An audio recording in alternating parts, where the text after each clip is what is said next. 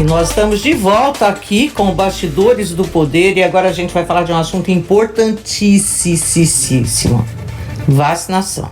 E quem está aqui com a gente é a Valéria Corrêa de Almeida, ela é coordenadora da Vigilância Epidemiológica. Valéria, muito bom dia para você. Bom dia, Rose, bom dia, José, bom dia a todos os ouvintes. Então, a gente começou, acho que foi nessa segunda-feira ou na passada, é que eu faço tanta coisa que às vezes eu perco o rumo. Uma campanha de atualização das vacinas das crianças e dos adolescentes até 15 anos. Conta pra gente que campanha é essa, quem que está englobado e para o pessoal saber. Começou, né, essa campanha, uma campanha nacional, né, de atualização de carteira de vacinação de crianças e adolescentes, então de multivacinação. É uma campanha que vai ser do dia 1º ao dia 28 de outubro. Essa campanha vai ter um dia D aqui no estado de São Paulo, que vai ser o dia 16 de outubro, né, que vai ser um sábado. Então, é uma campanha de incentivo e de chamamento das famílias para levarem as crianças que estão com a vacinação atrasada para que seja atualizada essa vacina, né, nas unidades básicas de saúde. É para qualquer vacina que estiver atrasada da carteira vacinal da criança. Então, é importante que os pais aproveitem esse momento, né? Se não conseguirem durante a semana, porque às vezes trabalham durante a semana, vai ter o dia 16 de outubro, que é um sábado, né?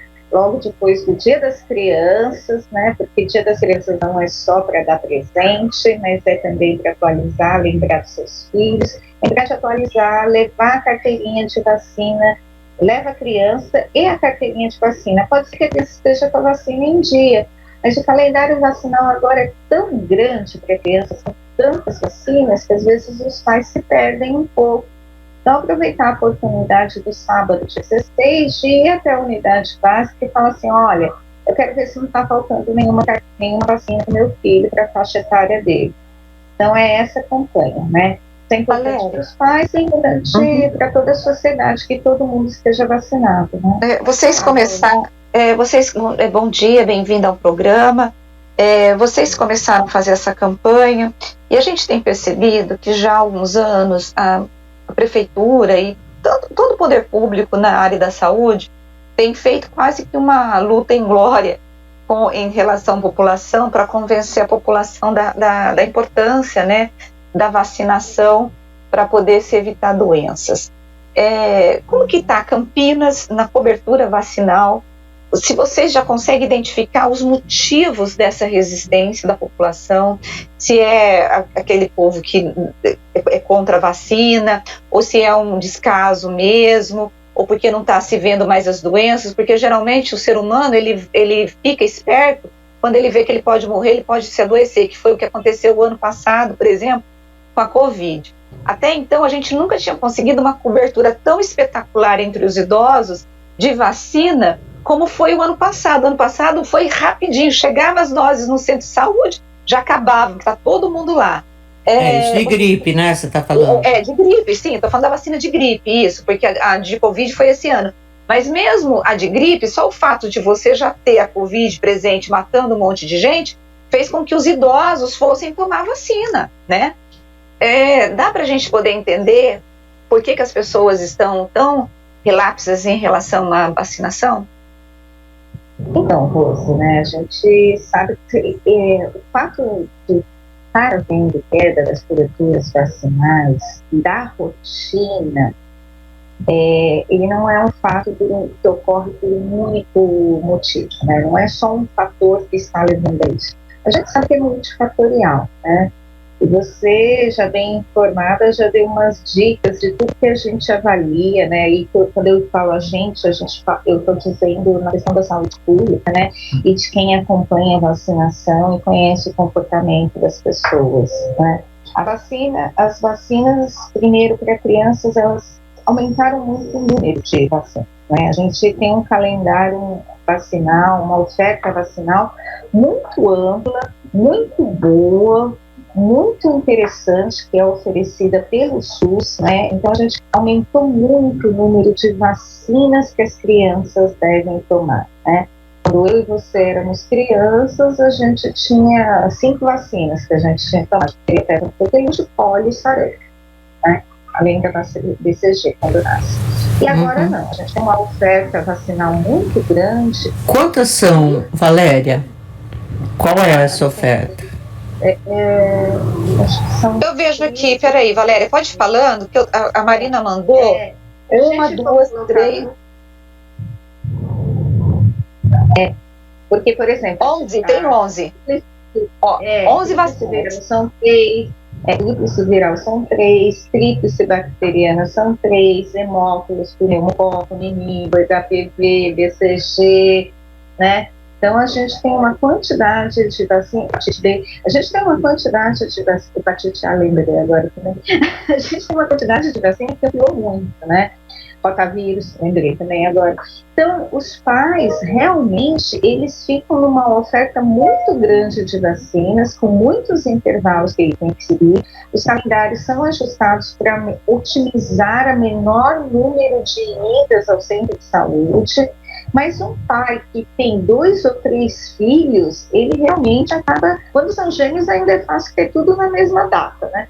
Mas quando você tem diferença de 1 ano e meio, 2 anos entre cada um, os pais ficam realmente perdidos e precisam de um auxílio de profissional de saúde para ajudá-los a lembrar e orientar. Então, eu gostaria de dizer que a complexidade aumentou muito, então, para entender e não se perder, aumentou muito.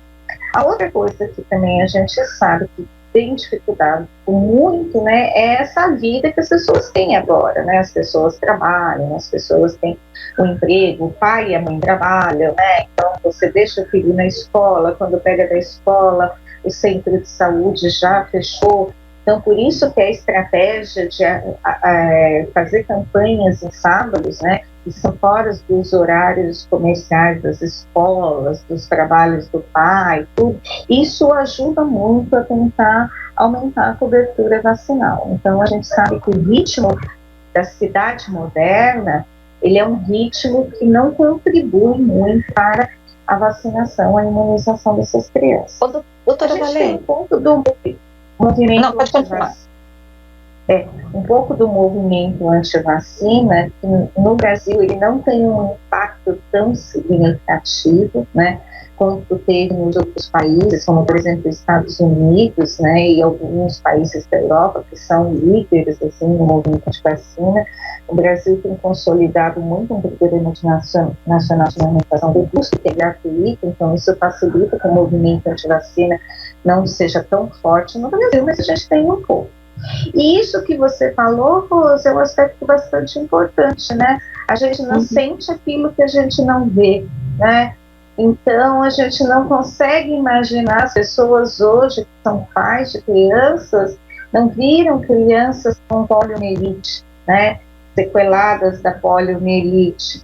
Então, não entende qual é a importância de vacinar agora, já que a doença teoricamente não existe.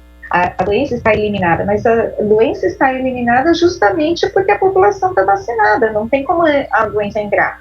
Só que no momento que você abaixa a guarda e você deixa que as pessoas estejam suscetíveis, essas doenças podem entrar, né? Afinal, a gente se preocupa com regiões que têm pólio, né? A gente sabe, o Oriente Médio tem casos de pólio, né? A situação agora do Afeganistão, a gente se preocupa com muita gente que está querendo migrar, que vai ter campo de concentração, como que vai ficar a estrutura de saúde lá, se vai conter doenças ou se vai ser um pouco de doenças. As doenças surgem onde tem pessoas que estejam suscetíveis, né? Então, Valéria, por exemplo, tiver baixa cobertura de sarampo ou de pólio no Brasil, a gente abre um flanco, né, a gente está abrindo a guarda para que esses vírus sejam introduzidos. Outro dia eu tô com medo de ter falado uma besteira aqui, então eu quero já te perguntar. Aí a gente estava falando sobre essa questão da vacinação, né?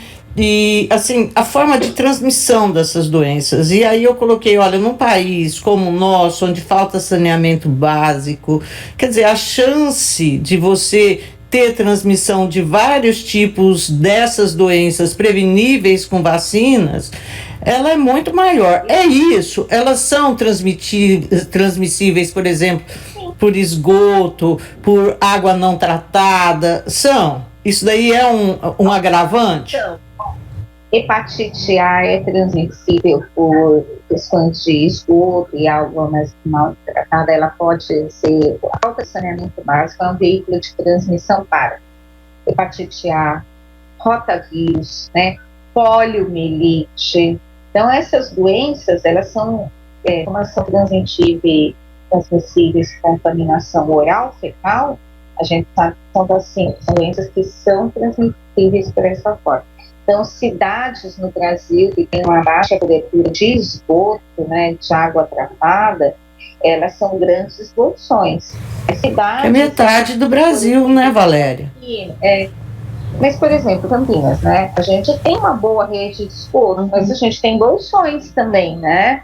Onde a gente tem bolsões, onde a rede de esgoto não está 100%, você tem o risco dessa transmissão. Então, mesmo em cidades que são cidades mais urbanas, né, que são as capitais, as regiões metropolitanas, ainda que a maioria não tenha, a gente tem os bolsões. E esses bolsões, eles vão oferecer um risco porque, mesmo para quem é imunizado, porque não é 100% das pessoas que tomam vacina que a vacina funciona, né? Então, por exemplo, na vacina de sarampo, de cada 100 que tomam, 2 a vacina não vai funcionar. Se todos estiverem imunizados, é só 2% que não vão ter chance de pegar. Mas se você tem 10% que não se imunizam, então a probabilidade aumenta, inclusive para aquele que vacinou, porque ele não respondeu a vacina. Tá? Então, a estratégia de vacinação é individual, protege eu, protege meu filho, né? Mas se meu filho for aquele que geneticamente não responde à vacina, o amiguinho dele que não vacinou é uma porta de entrada para ele. Doutora Valéria, eu não sei se a prefeitura já fez esse estudo.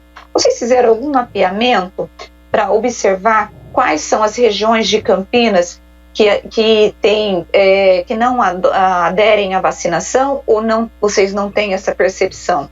Ou a região ou é homogênea? É um pouco homogêneo, não tem muita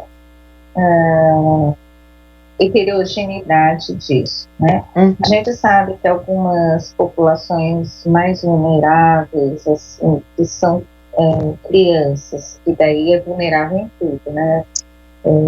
São crianças, às vezes, que os pais não acompanham adequadamente tudo isso, elas acabam sendo um pouco mais prejudicadas, né? Mas a gente trabalha com coberturas por região, né? Campinas é dividido em 5 distritos de saúde, né? Dentro desses distritos de saúde, a gente tem os centros de saúde, que são territórios, né? São unidades de atendimento, mas eles são responsáveis por um território. Cada um desses 67 centros de saúde, eles têm a cobertura vacinal das suas crianças, né? E a gente pede para eles fazerem busca ativa das crianças, né? No tanto que agora, essa semana, a gente pediu que eles trabalhassem, né, com os faltosos de vacinas, né? Trabalhassem apenas com a demanda espontânea, mas que eles fossem atrás daquelas crianças que estão no registro dos sistemas com dose atrasada, né? Mas a gente tem bastante heterogeneidade, ainda mais agora, nesse momento, porque a gente tem um agravante, né? Agora, essa campanha, ela vem no esteio da campanha de Covid para tentar um pouco fazer um chamamento, porque as pessoas se engajaram tanto na campanha de Covid, inclusive os adolescentes, né? Mas é para fazer um chamamento para as pessoas tentarem falar assim, olha, não é só Covid que tem vacina, tem as outras vacinas também.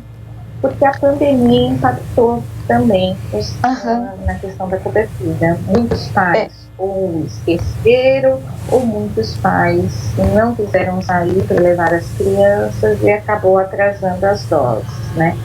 Todas as doses de vacina não é igual remédio, tá? Não tem problema atrasar, remédio a gente não pode atrasar, mas dose de vacina não tem problema fazer um atraso, tá? Porque a gente atualiza. A gente toma outra dose, aquela dose vai estimular o nosso sistema imunológico a lembrar daquela primeira que tomou.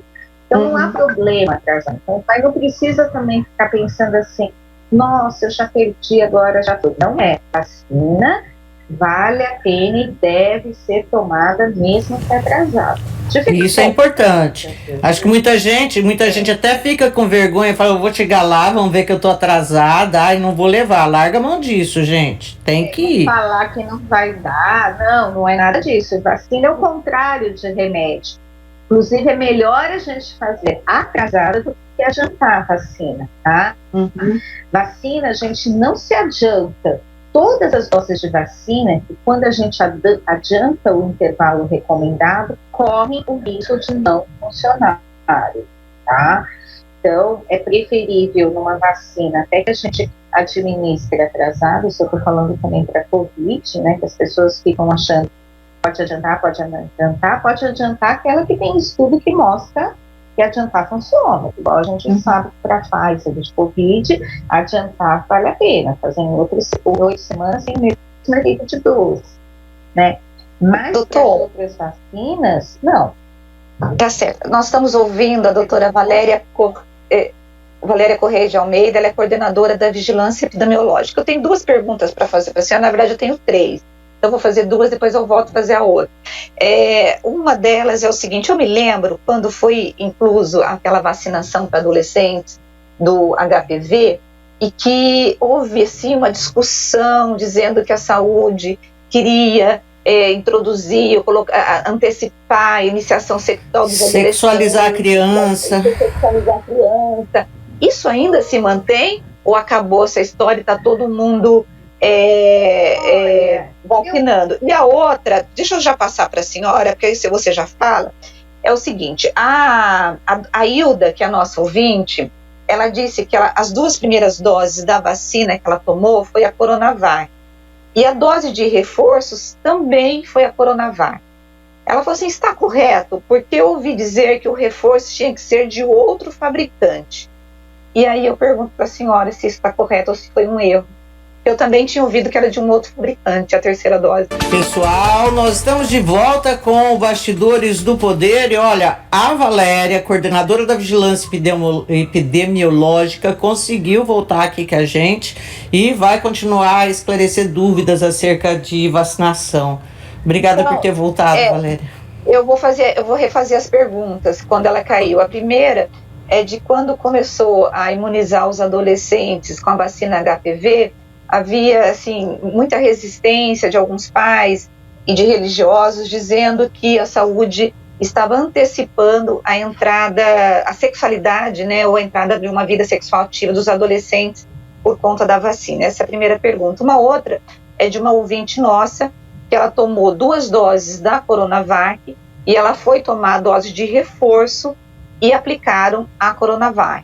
E, na verdade, ela pergunta, porque ela diz, olha, eu ouvi falar que deveria ser uma outra vacina, que era a Pfizer, mas que me aplicaram. Isso tem algum problema? E aí eu gostaria que a senhora esclarecesse para a nossa ouvinte, a Hilda, que está nos ouvindo agora. Tá. Então, lá primeiro, sobre a vacina de HPV. Realmente, no começo, a gente teve muito problema com a vacina de HPV. Primeiro, até porque quando começou, a gente teve um fato numa vacinação em Bertioga de 3 adolescentes que disseram ter passado mal com a vacina de HPV, e isso repercutiu muito mal na época. Foi uma grande pena, porque ela é uma vacina super importante, né? Em relação à sexualidade, a gente vinha bastante essa queixa antes. Eu não tenho ouvido mais muito isso, Rose, mas assim, eu acho que a gente tem falado bastante, já falei várias vezes sobre esse assunto, né? A vacina de HPV é feita neste momento da vida dos adolescentes por 2 motivos. Um tem estudos que mostraram que vacinar nesta faixa etária produz níveis de anticorpos muito mais altos na vida adulta do que se você vacinar, por exemplo, com 20 anos. Quando você vacina com 20 anos, a produção de anticorpo é menor. Então, a probabilidade de proteção é menor. Então, a resposta vacinal mais adequada é quando você faz nessa faixa etária, tá? Isso é o primeiro motivo. E o segundo motivo, que é uma vacina que ela deve ser aplicada antes da pessoa entrar em contato com o vírus, né? Não é porque eu estou aplicando a vacina hoje, é porque minha filha já vai ter relação sexual amanhã. Não é isso. Essa vacina, ela tem um efeito para toda a vida, né? Ela é aplicada antes de você entrar em contato com o vírus, do mesmo jeito que a gente aplica a vacina de febre amarela antes de entrar em contato com o vírus, né? A gente agora vacina todo mundo de febre amarela, não precisa ir entrar na mata para vacinar de febre amarela, né? A gente vacina bebezinho de febre amarela. A gente vai levar o bebezinho na mata que tem febre amarela? Não vai. Então, eu acho que é importante a gente ter essa noção que essa vacina, ela é feita agora, mas é um efeito para toda a vida. E é importantíssima, porque ela protege contra o câncer de colo de útero em mulheres, ela protege contra o câncer de pênis em homens, ela protege contra o câncer do canal anal, tanto em homens como mulheres que pratiquem sexo anal receptivo.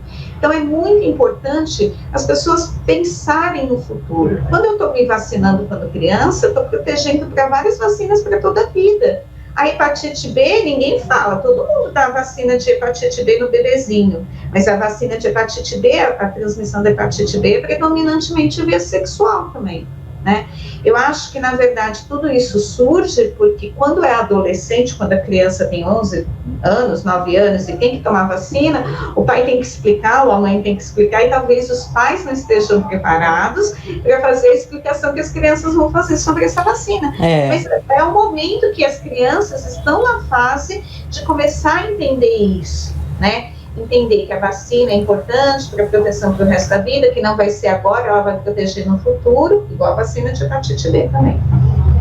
Em relação à Coronavac? Isso. A Coronavac. Então, isso é uma divergência do Estado de São Paulo com o Ministério da Saúde, que já foi discutido amplamente, né, nas reuniões do Estado, entre a comissão bipartite, né, que a gente fala que é o Estado e os municípios, porque o Ministério de São Paulo, o Ministério de São Paulo foi ótimo, né? O Ministério da Saúde recomendou fazer a D3, a terceira dose, a dose adicional, em idosos com Pfizer. No entanto, quem nos envia vacina é o Estado de São Paulo. E o Estado de São Paulo enviou para toda a região, né, Coronavac, para fazer dose adicional. Então, o que nós temos para fazer de dose adicional é Coronavac. Em algumas, a gente recebeu aproximadamente assim, deixa eu só lembrar, 15 mil doses de Coronavac e 2.500 de Pfizer para fazer acima de 60 anos. Então, infelizmente, isso significa, a gente fica meio refém do que a gente recebe. Eu acho que a pergunta... A Coronavac vai funcionar. É isso que eu ia perguntar. Agora, a Coronavac vai funcionar, ela vai fazer um reforço vacinal, mas a gente vai ter que avaliar o resultado dessas pessoas que estão tomando a terceira dose, né, com Coronavac, porque provavelmente talvez essas pessoas tenham que tomar uma outra dose em breve também, né, talvez na próxima campanha do próximo ano, talvez essas pessoas precisem ser imunizadas. Mas ela funciona, viu, Rose? Só que a informação em si, eu contei o bastidor político, né, mas assim, a informação em si, ela funciona sim, só que a gente acha que vai ter que, provavelmente, a gente vai esperar dados, mas talvez tenha que tomar uma outra dose em breve. Tá, doutora Valéria, hoje vocês publicaram um decreto em que vocês estão acabando com aquela decisão que vocês tinham de mandar para o final da fila quem se recusava a tomar a vacina. Por que essa decisão? A fila já está no final, né? A fila já está no final, então a gente não tem mais por que ficar fazendo isso, né? A gente já está com mais de 90% da população que tomou a primeira dose da vacina, né? Então a gente já atingiu a meta, lembrando que a meta que o Ministério está considerando como meta da campanha de Covid é 90% da população imunizada. Com as 2 doses, é claro. Né? A gente já tem 80% com a primeira, então a gente entende que quem já tomou a primeira vai tomar a segunda do mesmo imunizante, exceto se houver algum problema na entrega das doses. Então, e a gente revogou, quem for vacinar, pode vacinar, a gente está com a agenda aberta para vacinação com primeira dose, né? E quem puder vacinar, vacinar. Se a pessoa chegar lá e a vacina disponível não é o que ela quer tomar, ela pode ir embora, mas não vai ser cancelado o agendamento dela. Ela pode cancelar de novo para outro dia, tá bom? Tá. Agora, só pergunta, José. Para a primeira dose é só Coronavac. Valéria, eu estou voltando às outras vacinas. Além do sarampo, quais outras doenças já começam a dar as caras por falta de vacinação, se é que começaram? E a outra coisa é se a carteirinha ainda é demandada em uma série de situações. Por exemplo, para ser registrada, eu tive que apresentar a carteira dos meus filhos. Registrada onde? No emprego. Ah, tá. Então, vamos lá. Você perguntou de sarampo. A gente ainda não teve no município de Campinas, porque se a gente tivesse, já estaria tudo perdido. A campanha de vacinação, a gente não teve sarampo ainda, a gente não está tendo evidência disso. A campanha de vacinação é justamente para isso. Ela é um trabalho de prevenção, né? Porque a gente faz um diagnóstico de que a base do prédio está rachada. Então, a gente precisa arrumar isso antes que o prédio caia. Então, a campanha é esse o nosso objetivo. A gente ainda não viu, não está tendo impacto de aumento, né? Mas a gente sabe que a gente está com uma pilastra do prédio rachada. Se a gente não consertar essa pilastra do prédio, o prédio vai cair. Então, por isso que a campanha tem que ser feita agora, porque senão ela pode vir repercutir mais para frente. É uma medida de prevenção, né? Vacinação é a medida de prevenção de maior impacto na saúde da população.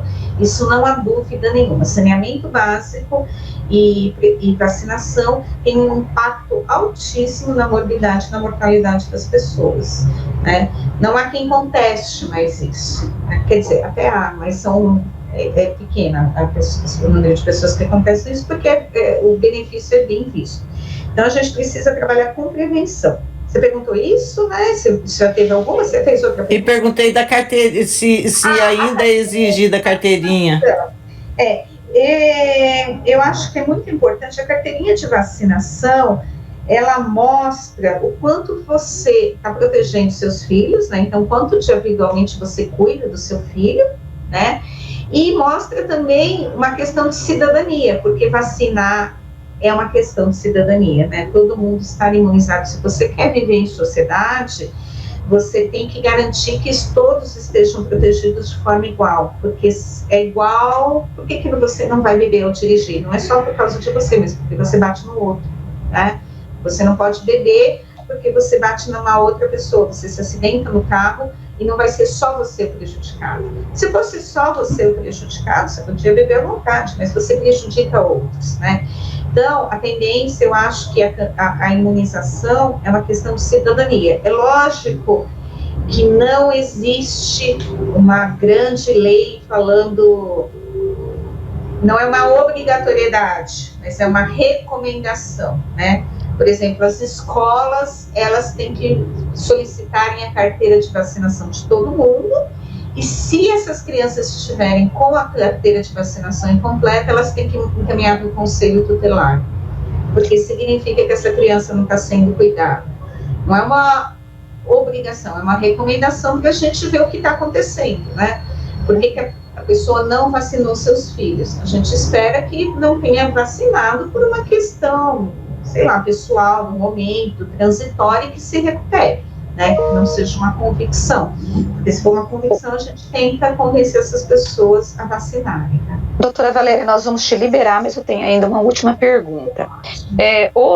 Ontem, o prefeito do Rio de Janeiro, ele anunciou que vai abolir o uso da máscara de proteção contra a Covid. São Paulo também estuda, viu? São Paulo, isso é isso que eu vou chegar. E hoje nós já vimos na mídia São Paulo colocando no comitê essa possibilidade de abolir. Eu quero saber da senhora, como epidemiologista, como que a senhora vê a retirada das máscaras, mesmo quando com a vacinação, porque São Paulo, por exemplo, eles estão dizendo que com 90% da população vacinada com as 2 doses, não usaria mais a máscara. Mas nós temos estudos que apontam que o controle do vírus só foi possível por conta da vacinação e das máscaras, né? Como que a senhora vê essa possibilidade de liberar a população de não usar mais as máscaras? Então, Rose, acho que o controle um pouco da pandemia é sempre multifatorial, né? A vacina, eu não sei se você já viu aquela figura do queijo furadinho, tem várias camadas do queijo furadinho, né? É o distanciamento físico, é o uso de proteção, né? É evitar aglomeração, contato físico, vacinação. Então, a gente tem várias camadas, né? Para diminuir a transmissão do vírus. O que ocorre, na verdade, eu vejo as pessoas numa ansiedade muito grande ao voltar o que era o normal, né? Normal antes da pandemia. Uma ansiedade que chega a beirar, às vezes, um pouco a imprudência, né? Então, eu pessoalmente, né, analisando a situação, eu acho que a gente tem que dar um passo de cada vez. A tendência que todo mundo quer é que seja abolido o uso de máscaras. Todo mundo está incomodado, não aguenta mais, mas eu não vejo um ônus tão grande a gente aguardar um pouco, aguardar os resultados de imunização do maior número de pessoas possíveis, depois que imunizou, ver como que está o comportamento do vírus na população e depois disso avaliar a suspensão de uso de máscaras, né? A gente tem que lembrar que o uso de máscara não é uma proteção individual para a pessoa. O uso de máscara é uma proteção coletiva. Quando eu uso a máscara, eu não estou protegendo a mim, eu estou protegendo de expelir perdigotos para outras pessoas, eu estou protegendo o outro, né? Ele é um equipamento de proteção coletiva, não é individual. Então, por exemplo, assim, se eu, Valéria, for num lugar onde estiver todo mundo sem máscara e tiver uma proximidade física muito grande entre essas pessoas, eu não vou, mesmo eu sendo imunizado, porque vai haver um risco, né? Então, assim, eu não iria, por enquanto. Eu esperaria a gente ter bastante diminuição dos casos positivos, né? Todo mundo vacinado, eu avaliaria com mais parcimônia. Eu não teria tanta impaciência e eu esperaria, eu aguardaria. Mas existe uma pressão muito grande, né, da população, né? É uma pressão que extrapola, né, todos os ambientes, todas as pessoas, né, querer voltar ao normal. Eu acho que a gente vai voltar, mas o normal não será tão normal assim. O Covid não vai deixar de existir. A gente tem que pensar isso. Não vai deixar de existir, tá? Sabe o que eu espero agora? Antes eu queria vacina, né? Agora eu espero um remédio.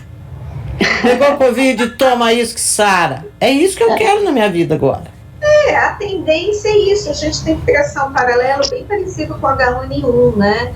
Se vocês lembrarem como foi a pandemia de 2009, de H1N1, né? A gente primeiro até tinha um remédio, né? Foi o primeiro remédio, depois veio o H1N1. Mas a gente tem que ter parcimônia, o Covid veio para ficar, né? Eu falo assim que eu tô feliz com a Delta, as pessoas não entendem por quê, mas a Delta, se a gente tiver Delta, tá tranquilo. É muito melhor a gente ter Delta do que a gente ter a P1, nossa, nossa, estrago, é uma doença muito mais agressiva. E a Delta é uma adaptação do vírus, e todos os vírus querem se adaptar para ficarem equilibrados com os seres humanos. Eles querem ter capacidade na população de se reproduzir muito, mas eles não querem matar o hospedeiro, né? Mas a gente vai ter ainda casos de Covid, e a gente vai ter pessoas que vão responder mal à vacina, mesmo que eles tomem 3 ou 4, porque é isso que a gente vê também com a influenza. E a gente vai ter pessoas que, quando infectadas pelo Covid, elas vão adoecer mais, né? É lógico que a vacina vai atenuar bastante tudo isso que a gente viu nos últimos meses, que foi uma tristeza enorme.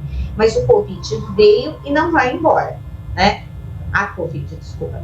O vírus veio e vai ficar. Então, eu acho que a gente tem que pensar, vamos com calma, vamos com cuidado. Será que é o momento de tirar a máscara? Vai existir esse momento, mas vamos avaliar os dados, vamos ver depois que os idosos todos tomarem a D3, né, a dose de reforço, a dose adicional. Vamos ver como que vai ser o comportamento do vírus, para daí a gente tomar uma medida dessa.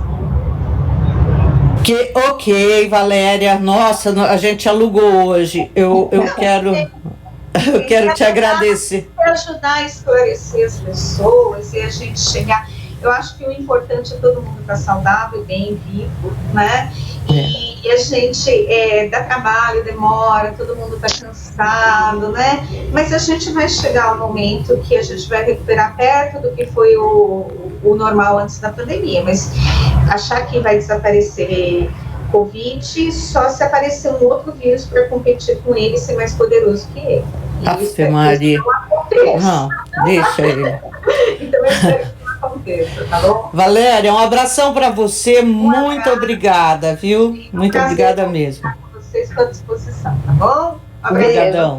Beijo.